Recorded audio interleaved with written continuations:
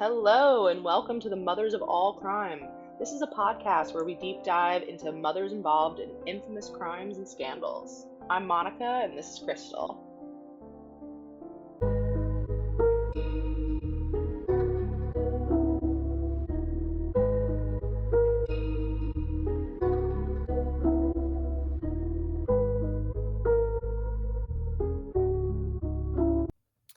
Our mother this week is Sarah Boone.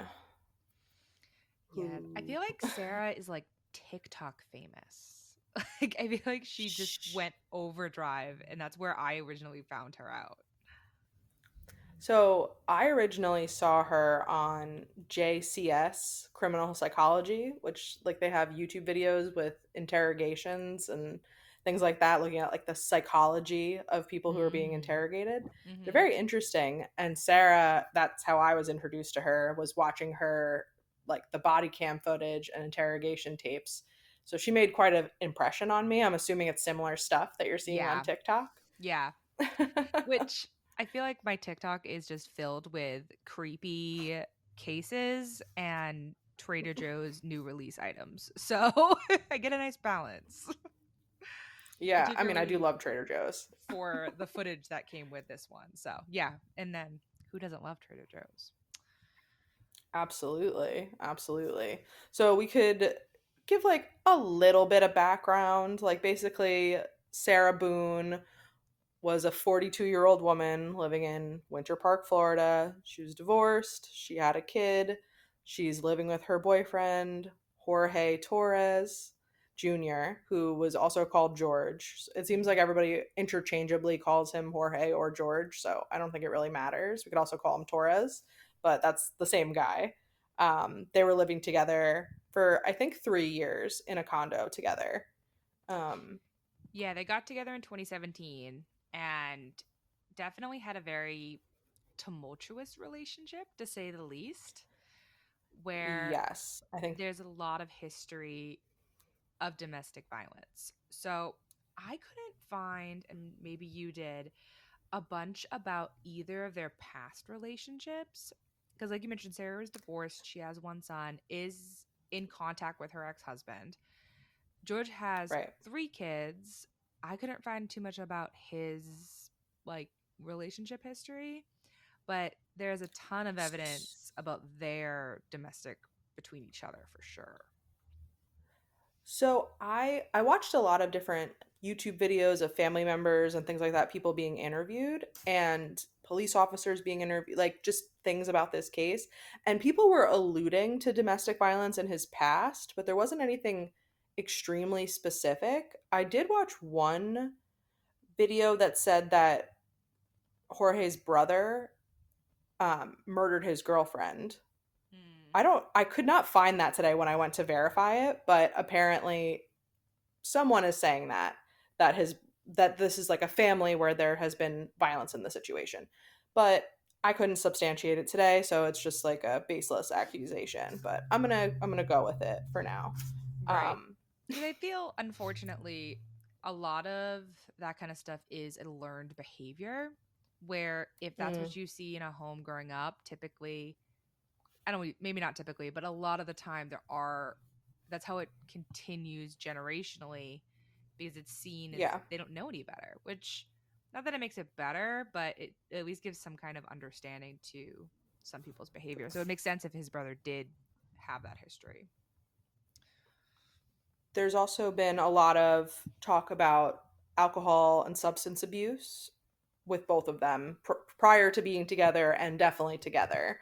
And it seems like everything was worse when alcohol was involved. Yes, yes. No question about their alcohol abuse, but I think it's funny because as we are going to start talking about it, Sarah kind of denies that. However, there's so many other people around her being like, no, she's an alcoholic, like consistently. It, So, it seems like everybody except Sarah knows that. right, which, alcoholism at its finest, but it also wouldn't go well for her and the story she originally presented if she had been drinking. So, Right. before we get into the actual incident, I think one thing for me that struck out was it's not one sided with domestic. So a lot of times you have just one aggressor in the relationship and the other is primarily more of a victim. And in this one is kind of interesting because it seems that both of them are aggressors in different points. Because you have George, 2019 specifically, was arrested 3 separate times for domestic violence. And every time Sarah did bail him out and brought him home, Mm-hmm. but it got to a point where he actually had a no contact order placed by the courts against him for Sarah that he violated and went right over. And so there's no reports saying like Sarah necessarily invited him. She might have, but then it continued on. And he was taking domestic violence classes, he was on parole. But then again, in 2018, Sarah herself was arrested and charged with assault and battery by strangulation against George. Right. So, They were both arrested that night, though. yeah. And Sarah had like visible injuries, and so did Torres. Like that incident, Sarah had a black eye, and Torres had marks on his neck, and they were both arrested. Only Sarah's charges were dropped, though. Yeah, because in those circumstances, the police couldn't figure out which one of them was the aggressor. So they have to legally arrest them both. And I Right. will say, as I watched videos of Sarah, like she's very good at talking. And Mm, I think a lot of people, including law enforcement, struggle with the idea of the females being the aggressors a lot of the time. So if you, I think this is hindsight. sure, sure. She utilized the fact that she is a female. She's a very convincing. There is a history with Torres being the aggressor, kind of for them to believe that she was just responding. So, Right. Well, in cases where the police show up and there are two people with injuries, two people out of control, two people yelling, the cops have been called on them. They're not actually the ones making the complaint some of the time. Some of the times it's the neighbors saying there's a violent situation happening here. It's hard for the police to show up after the situation's happened, everyone's injured, and determine who is the actual cause. And I right. think in these cases of like mutual abuse or abuser and retaliator, it gets that the lines get extremely crossed between who is the victim, who is the perpetrator. Everyone just needs to separate. And I was kind of confused about the no contact order because I did see that, and my understanding was that a no contact order is even more serious than a restraining order. Yes. And that, so it doesn't even really matter if Sarah had invited Torres back because the court is the one that took out the no contact order.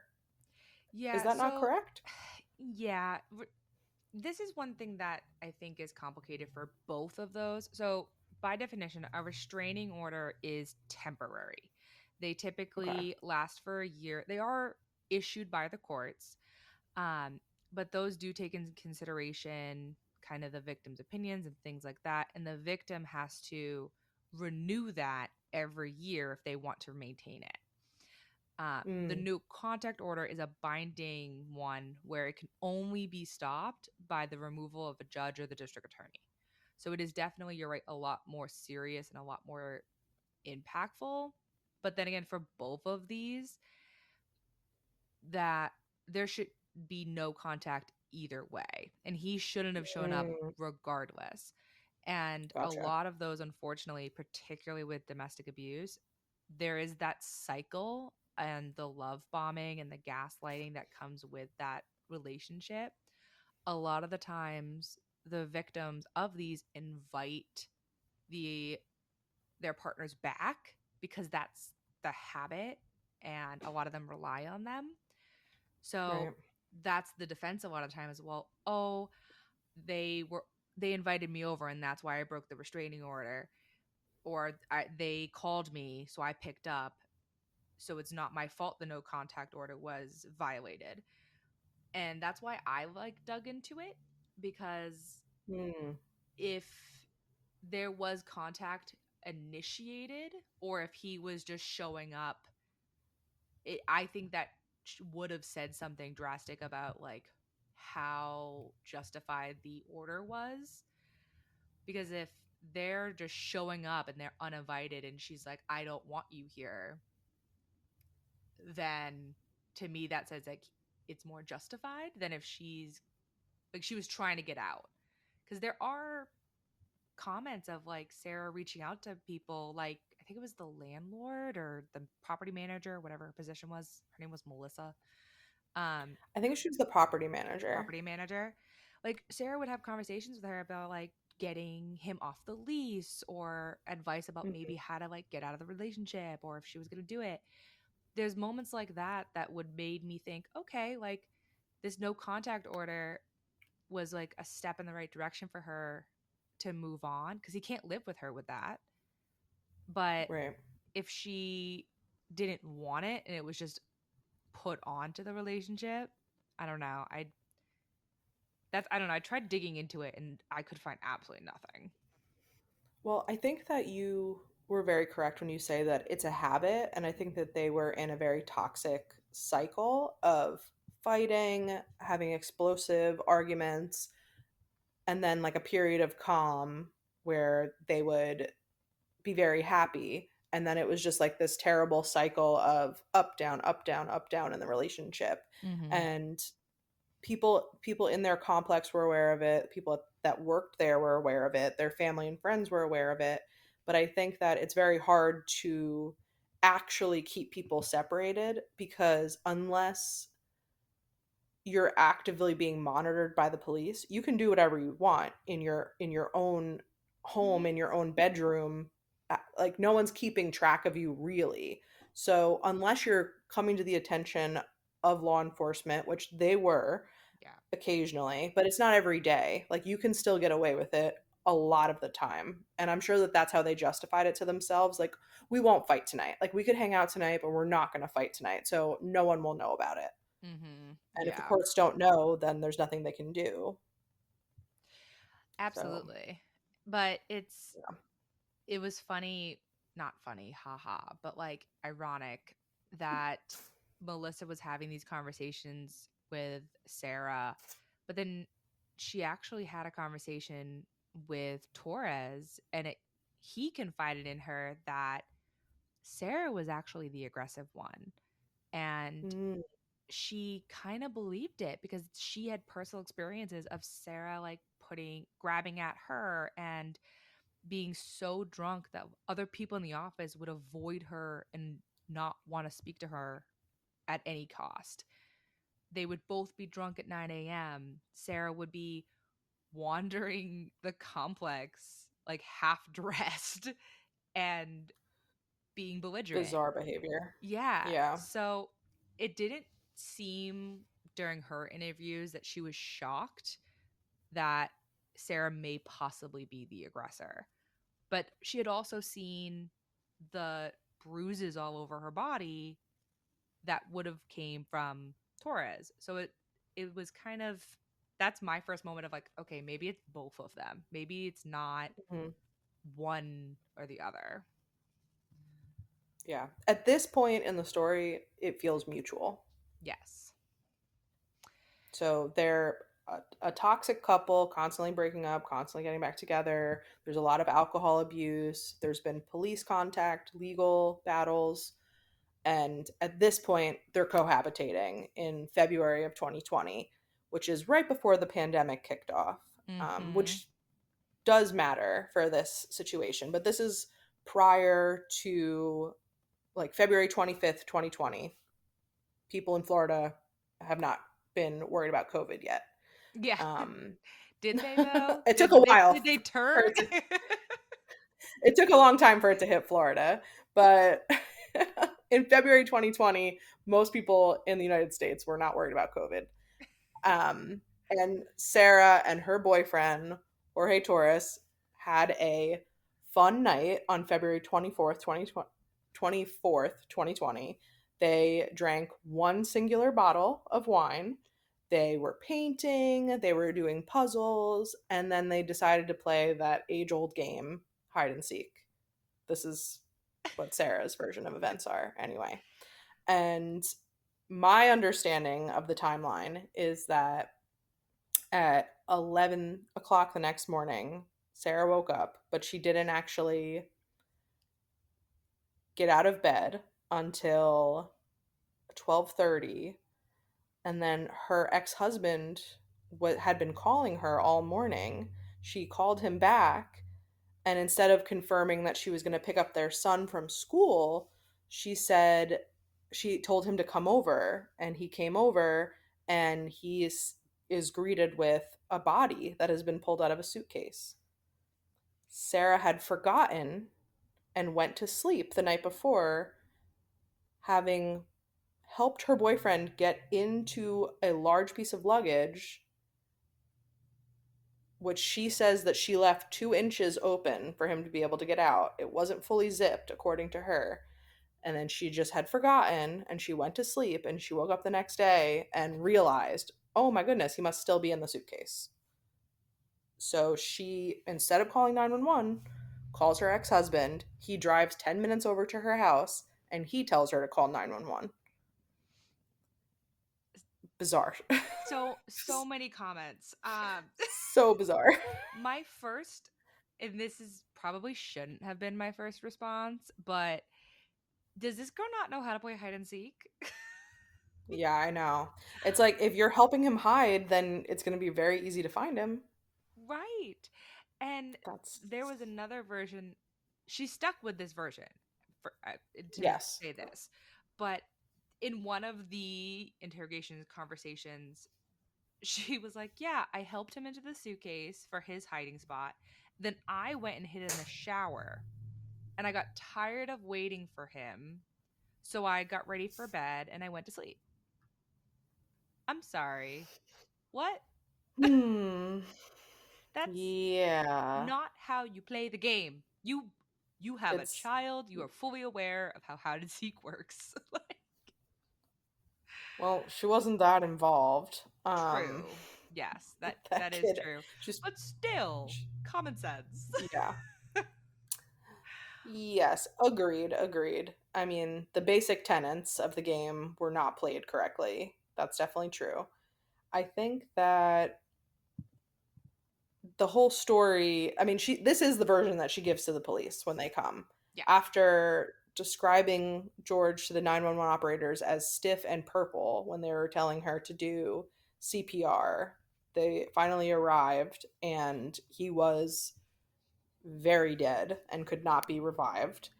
And she was waiting to go. This I thought was so bizarre. Before she actually went with the police to go to the head, like to go to the police station and give a statement, she was outside, and all the body cam footage of her is so bizarre. She keeps Mhm. asking for cigarettes.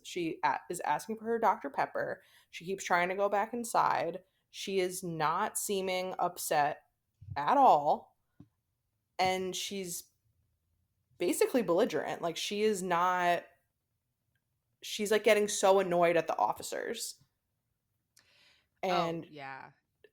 it, she's infuriating. Oh, I completely agree. I actually had to like pause the recording because just couldn't I couldn't wrap my head I know. around any of it because the 911 call, she starts off very calm, like calmer than she should be. And Hmm.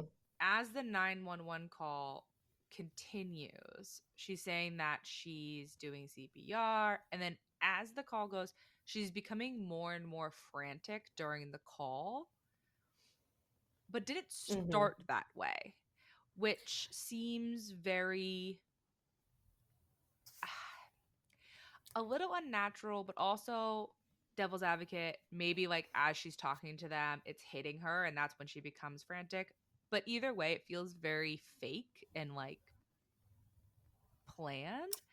And then you have the body cam footage coupled with her calm, collected, but then also like belligerently obsessed with her drinking her water and getting back inside the house, and not upset that her boyfriend and live-in partner is dead, but upset she's parched and has cotton mouth and needs a beverage. Yeah. I think that she kept forgetting that she was supposed to be very upset. That's what it Right. seemed like to me. It's like it kept clicking in her head, like, oh my gosh, I'm supposed to be very, very upset right now. But And also, she she seemed called concerned for her herself. ex-husband before she called the police. Yeah, there was a huge delay. Even in her best version of it, her story, she still waited like 30 plus minutes to call an ambulance. I mean, That I guess she already knew he was dead, but like, you'd that had to still have been think, so awkward when the EMS showed up, because the EMS showed up. He's purple, clearly not alive. They they kind of were just like, "There's nothing we can do. Like, why? I don't know why I'm here." Like, yeah. I mean, when they did the autopsy, they said that he'd probably already been dead for 11 hours by the time he was discovered, which at least is 11 hours. Yeah, that was the minimum. that's a extremely long time to just be asleep and just not even realize, like, I mean, really just asleep for 11 hours is long, I but wish. yeah, I mean, I guess, you know, it was that half of a bottle of wine. Yes, too much wine for the alcoholic. Right, exactly. We don't And know what size bottle. true, that's fair. That's a good point. Not better, but a decent. Um, so speaking of his autopsy, um, he was determined to be at least 11 hours had been passed. He was found to have a black eye, scratches and bruises all over his body. In It was determined he died from positional asphyxia with environmental suffocations that was consistent with Hmm. overall prolonged confinement, aka the suitcase.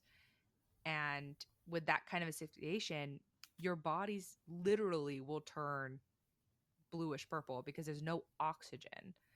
And it's simply from like, to get in a suitcase, a grown adult isn't just like squatting in it. Like, you have to ball up, fetal position, neck tucked. And with the way that your head's positioned, there's no, even with the air circulation, because a suitcase has a little air, but you're not going to be able to get the enough air into your body to not asphyxiate. Ugh, it makes me feel like really claustrophobic to think about this. Mm-hmm. I just New fear the unlocked. horror, the literal horror of being stuck in a suitcase like this. I mean, I watched the body cam footage, so I saw the suitcase. It was big, but it was not Check like not suitcase for an is beautiful. adult to be shoved into. I feel like he probably had to be in the fetal position, which would explain, I think, the positional asphyxiation that he was having because you can't breathe for long periods of time in that position. And he had a terrible death, and we know that. Sarah, although she forgot, took videos on her phone while he was in the suitcase, and they are so disturbing to listen to. This is also one I of my favorite parts about this case, because she mm, literally had no clue. She had to have been so drunk during this, because during her interrogation with the police at the beginning, she kept saying that there was abuse. He was this horrible person, and that's why she wasn't super upset. And they were like, okay, well, he has all these bruises all over his body. Where'd they come from? She's like, I don't know. When you find out, you tell me so then I know. But mm, I have documented all of his abuse on my cell phone. You took my cell phone. All you have to ugh, do, look at it. You'll find all the videos of him being this horrible person. So they did that and found right. two 11 two long videos, 11 minutes between the two videos, Mm-hmm. of him inside the suitcase and her laughing.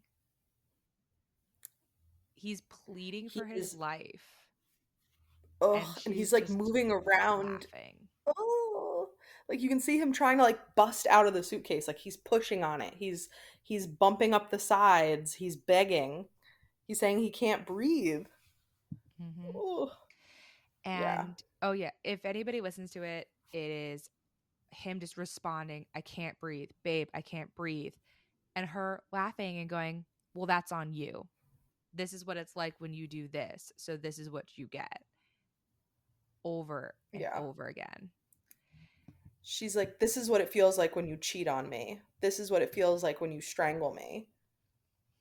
And And he's literally I, begging for his life. right. So I don't know if you noticed, but in the two different videos, obviously time stamped because 2020, there's 11 minutes between these two videos.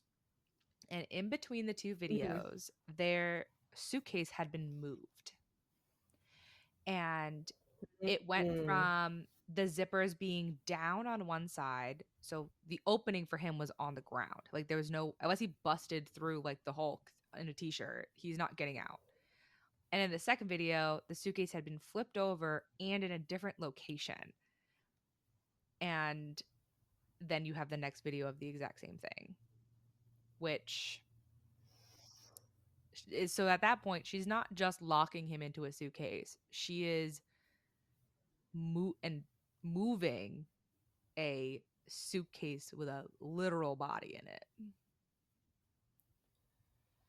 So I did hear one, I'm not sure where this was from, but it was a neighbor said that they heard a huge crash, Hmm. and there's a theory that she threw the suitcase down the stairs. Yes. So their next door neighbor, there's body cam footage of the police officer kind of doing their normal investigation. And the neighbor goes, yeah, about 10:30 or 11 o'clock, I heard a massive crash kind of coming from like the upside, all, and it sounds like something fell down the stairs. And he kind of kept talking like, listen, there are very thin walls in this complex, and so he was no stranger to their fights. And I wish we could have Mm. pictures of the whole house because they probably have that info. Like there's no proof of it ish, but he is covered in all these bruises and cuts and two locations. All you got to do is take pictures of the house and match them to the video. That I think is going to come out. I think she did push him down the stairs because what else would have made that noise around that time frame? I mean, she was drunk. She could have dropped something down the stairs. She could have fallen down the stairs. There are other possibilities. It would be hard to say because with the injuries that he had, the scratches and bruises, that also could be explained by like a physical altercation they got into prior to the suitcase. Um, it Oh, may come out though. I wouldn't be surprised if there's scuff marks, if there's some sort of evidence. I just mean more like the background in the videos of the Mm. two videos. If because they're in different Oh, locations, oh, if one is upstairs and yeah. one is, all you got to do is match pictures of the crime scene Oh and the my house gosh. to the That's videos. so true. Hmm. Oh, look at that. You should go work for the the I'm on it. prosecutors. Maybe send them like a quick email because that's definitely true, and that would really prove the case Hmm. Because if it you could moved. just see. Yeah, it's Otherwise, like she like what floor are we picked on? it up and rolled it into like the kitchen. I don't know. I did just I I can't wait to find out what. I think that's gonna prove that she pushed him down the stairs in a suitcase, in my opinion. Mm, wow. I mean, this man, like, I don't. He went through torture. He really did. I, I ugh. Just to think about being in a suitcase that's thrown down a set of stairs is it would Hmm. be so painful. Yeah, It's like such an extreme violent way to kill someone. I am interested though. how she managed to get him in the suitcase to begin with, because she That's what I openly keep thinking says about. that the suitcase was in the back of the closet. They took it out in her version. They took it out because they were going to fill it with a bunch of donations and get rid of it. Okay, fair. Maybe that was the case. I'm notorious for like making a pile of clothes and be like, I'm going to donate those. And then they sit there for like 2 weeks before I do anything about it. But Oh yeah. it just feels strange. And also, if I had someone look at me as a 40 something year old adult and was like, hey, you should get in this suitcase, haha. I I don't know. I don't know. Maybe, but it just still seems like a weird thing to ask someone to do. Like it just I don't know. That's I keep thinking about it too because I don't know how it seems like impossible to me that she could have forced him to get Right. into a suitcase. Unless you have a gun, I Which don't there's know no how you evidence could that they're right. right. How did you get him in the suitcase? That's what he had to willingly have gone into the suitcase. Unless she like hit him on the top of the head and knocked him out and then like stuffed him in it. He did have a black I eye. He I was guess found that's with a black eye. possible. It's possible that that could have happened. It seems more likely to me though that he got in Willingly. willingly, Hmm. which is kind of hard to believe, but I feel like it makes more sense than Also anything feels else. right. No, I don't like any option.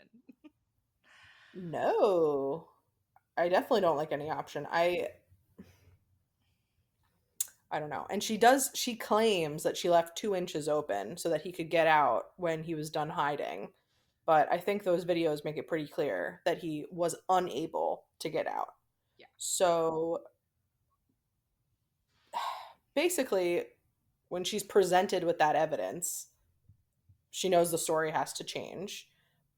But it's tough because you're pretty locked in on your statements. It's Hmm. tough when things are I love body cam, like police body cam, because it clears up a lot of he said she said things where there's just videos of you saying it. Yeah, weird. So yeah, so it's this was your version of events, and she's got quite a mountain to climb up, and she's not making things easy for herself. Yeah.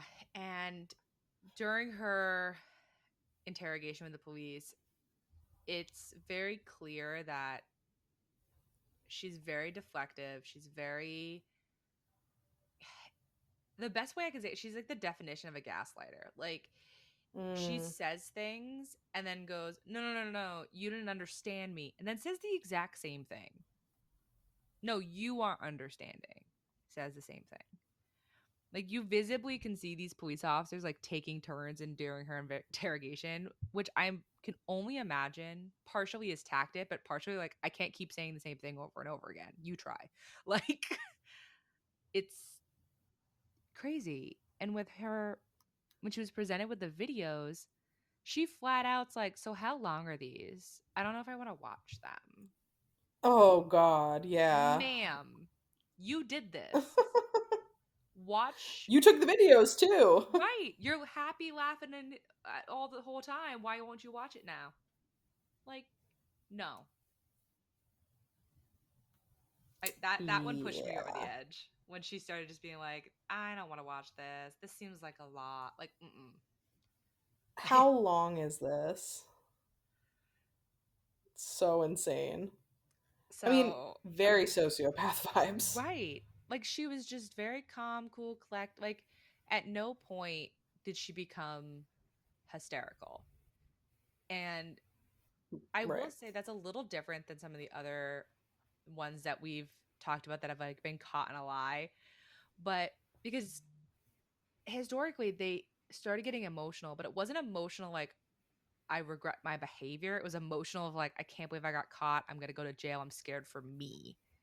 She didn't have either of those. Hmm. She just was very flatlined, I feel. I I feel like her responses often don't. align with societal norms. Like the way she behaves, the way she speaks, it's just, it all seems very off. And I don't Mm, really know how else to describe it. I don't know if it's just like a detachment. I feel like she maybe is trying to like mirror normal human behavior and is not great at it, maybe. which I don't know. She was clearly just looking out for herself and her own interests. And when she was confronted with all of these facts, all she kept saying was, "It was an accident. It was an accident. I didn't kill him on purpose." And they're like, "You're arrested for murder." She was like, No, she's you're like, wrong. "What? Me? Why?" Like, she literally asked why. It's like, like um, part of it is it's not funny, but it's kind of funny because it's one of those things that it is kind of funny. you would just look like I wouldn't even know what to say. I'd be like, we've been here for hours talking about why. Why don't how do you not understand this? Like so yeah, second degree murder. Here she comes. Mm-hmm. Mm-hmm. She has been held without bail, rightfully so. And because of COVID, she hasn't gone to trial yet. Well, that is one of the factors. Well, One of the I was factors. gonna say that's one of the reasons. Tell us what the other reason is. The funnier reason. the yeah, so the original was like, hey, it's COVID happens, the world shut down, like Mm-hmm. all trials got pushed back a while. However, Yes, Miss that over is true. here decided that she has gone through 8 attorneys since then. Not She's on number 9 now. not attorneys that she has hired. These are all like appointed to her by the because it's your right to have an attorney represent you. Right. 99% of Mm-hmm. the country does not understand the criminal justice system, the legal system. It is, in my opinion, idiotic to represent yourself, which is why also you have the right to an attorney if you don't have the ability to hire one yourself. However, Right. she's over here writing multiple letters to the trial judge claiming that she is not being represented fairly. These attorneys are awful, like accusing these attorneys of these wild things. And all of them are like, I'm out and withdrawn. I mean, to have public defenders bail on you, like there's such a high standard of nonsense and shenanigans that they deal Right. with. I mean, these are criminal attorneys and they are used to working with the dregs of society and they cannot tolerate her. She is rude, she's argumentative, she's impossible to work with. She was complaining that her lawyers aren't talking to her enough or hanging out with her enough. That's not really how it works. I just want to be friends. You're in prison. They're going to contact you about relevant things for your case, but they're not going to sit in the prison with you. That's Mm-hmm. not a reasonable expectation of a public defender. And she burned through 8. And as of very recently, like as of 2 weeks ago, she got her 9th attorney who was literally watching YouTube videos about her burning her 8th attorney and has volunteered his services. Which, I mean, I gotta give him good credit. luck to him. Yeah, good luck to I him. I But also her wonder for a second. trial is soon. Yeah, October. Hold on, I have the exact date. It's October the 7th, 7th. 2024. Yeah, so it's coming up. Um, So I printed out her ad that she wrote. I don't know if you want me to read it. ooh, yes.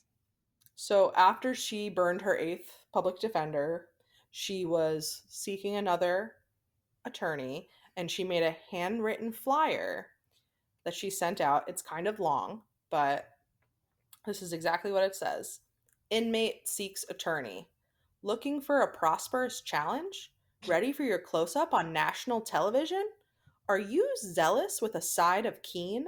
Show the world who you are with your original creativity, extraordinary expertise, confident ingenuity.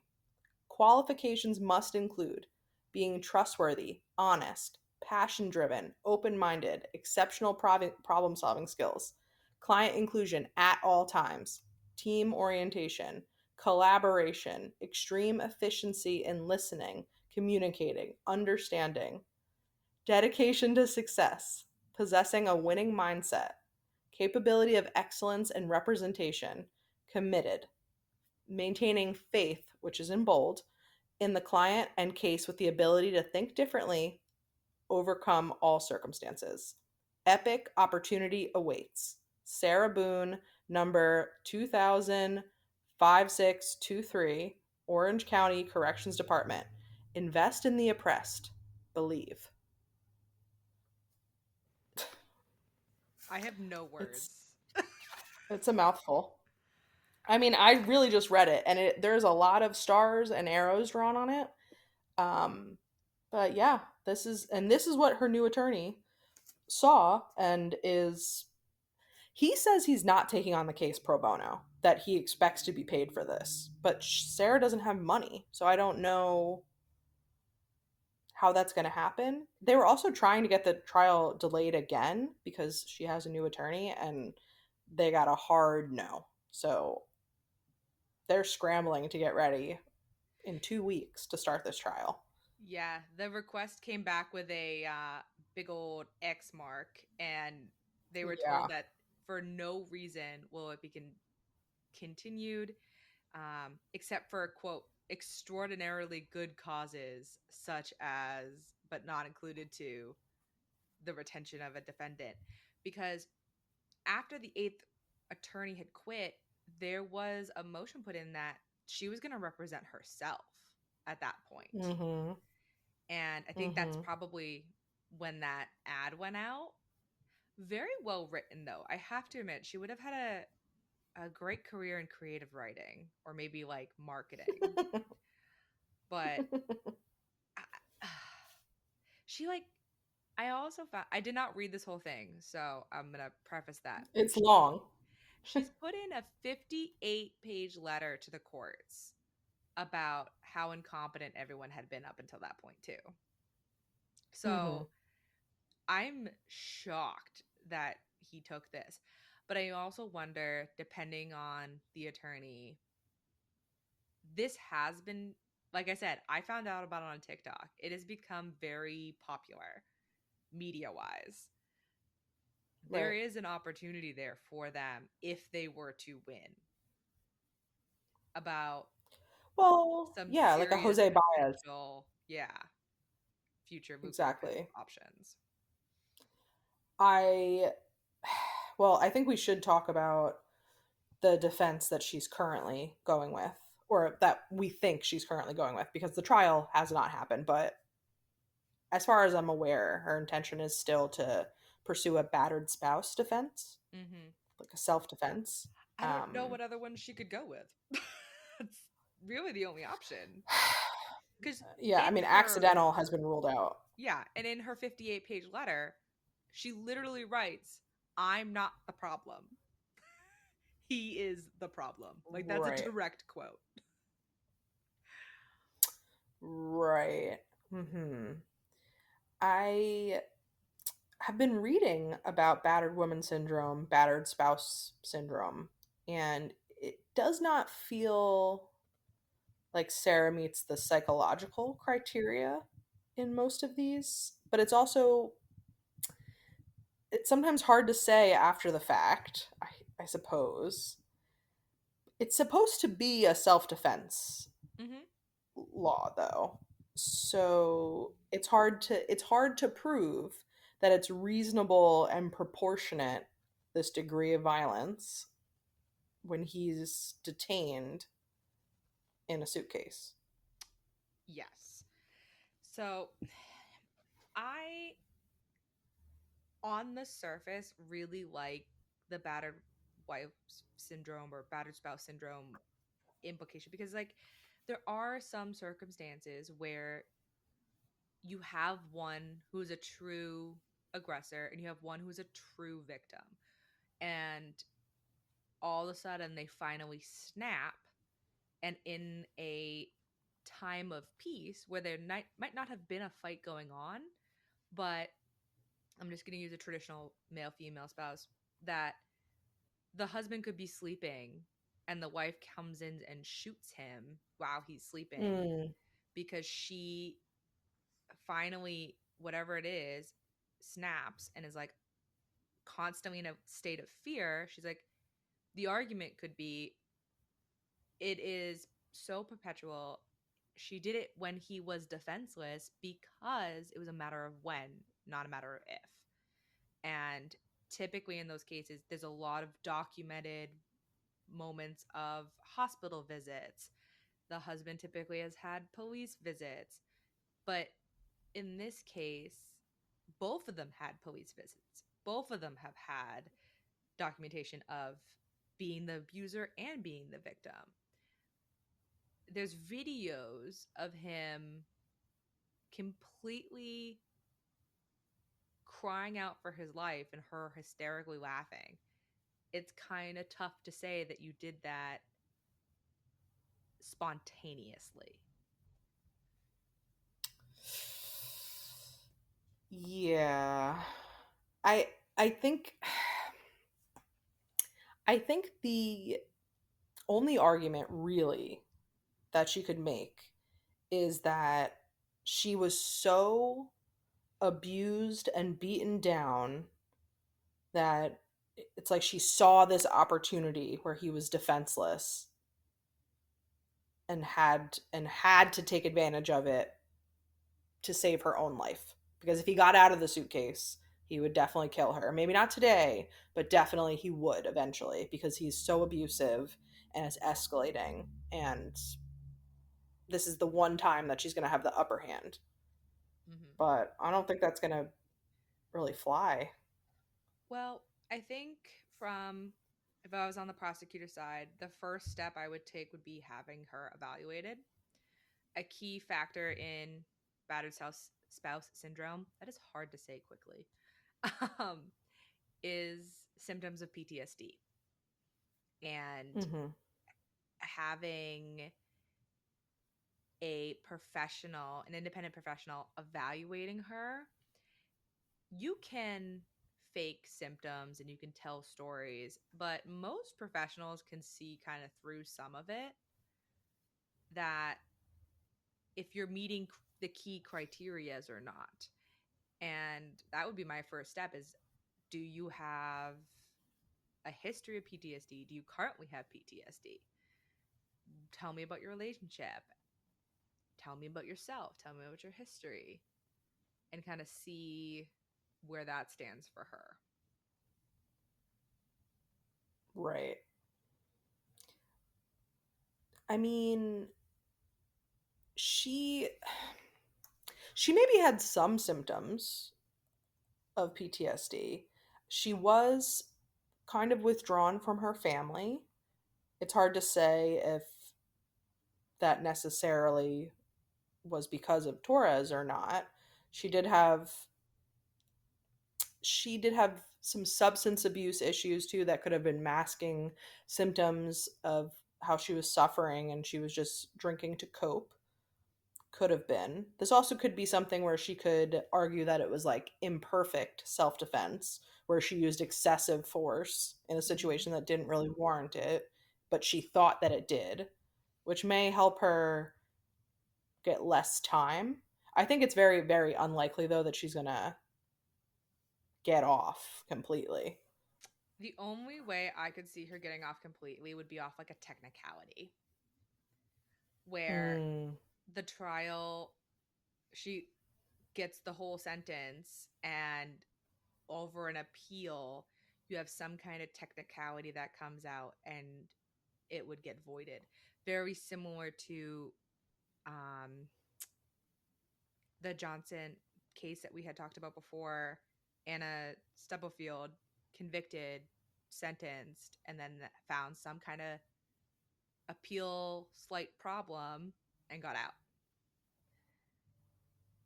I could see that that's happening to true. her. I, Would be my I could only see thought. that happening. Mm-hmm.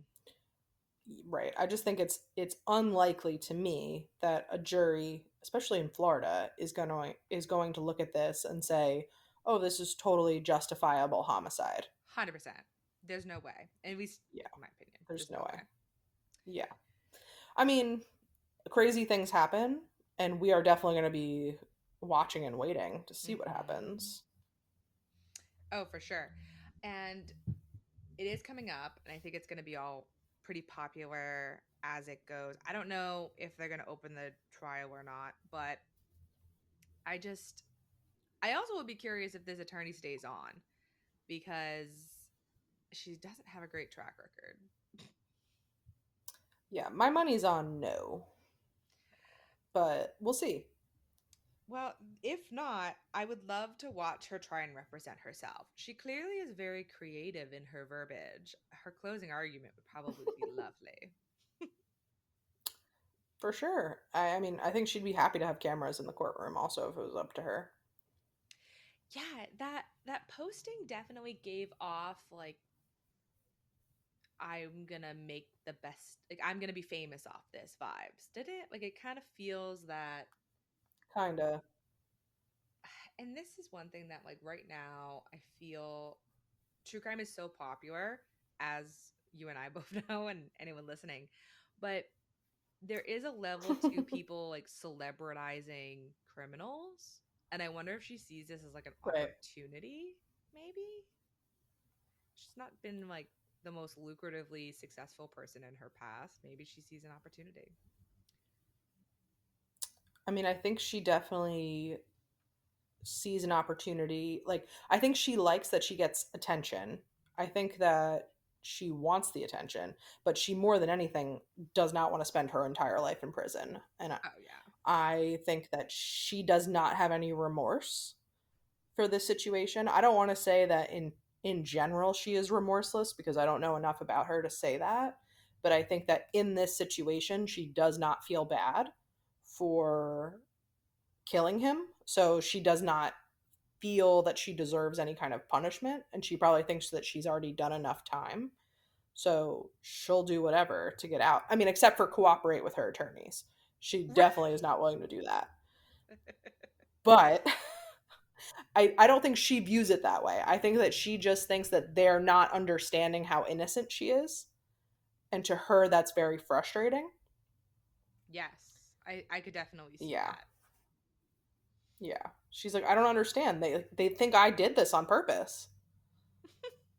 It's like, well, Surprise. it actually doesn't even really matter if you did it on purpose because you made it seem like you did Yeah. with everything that you recorded. So, yeah, I don't know. To me, I'm going to watch the trial. I do think it's all going to be available to watch to stream because the pre-trial hearings are available on YouTube. Um, so I think that hopefully it'll be ruled that the trial will also be open, which I have mixed feelings on in general, but in this case, I don't actually think it can really hurt her because I don't think that the publicity around this helps her case. I think she thinks that it does, but I think it doesn't really matter because the facts are so egregious and she's provided all of the evidence herself. If Yeah. she didn't have the videos, this would be different. Yes, the videos really are the nail in the coffin for her. Right. Because if you just have a wacky story and someone ends up dead, you You could have a spin shot. that. You got a shot. Yeah, you could say anything.